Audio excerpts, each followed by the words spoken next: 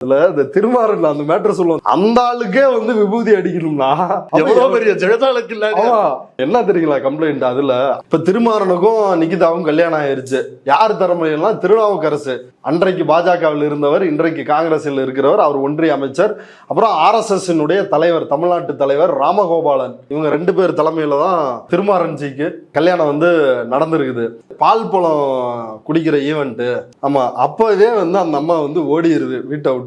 இவரு ஏதோ ஒரு தாலிக்குடியே ஏதோ வந்து போட்டாராம் இவர் சொந்த பணத்துல.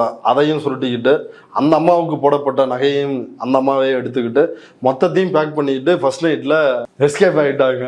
இப்போ அவங்க அப்பாவுக்கு திருமாறன் ஃபர்ஸ்ட் நைட்ல சும்மா இருக்கிறாப்புல, உட்காந்து இருக்கிறாப்புல, போன் அடிக்கிறாப்புல, ஹலோ எங்கயா அவங்க பொண்ணு அப்படின்னு சொல்லி ஜெயபெருமாளுக்கு. அவரு, நீ நாய்க்கு சோறு வைக்கல அதனால என் பொண்ணு கோச்சிக்கிட்டு வந்துருச்சு.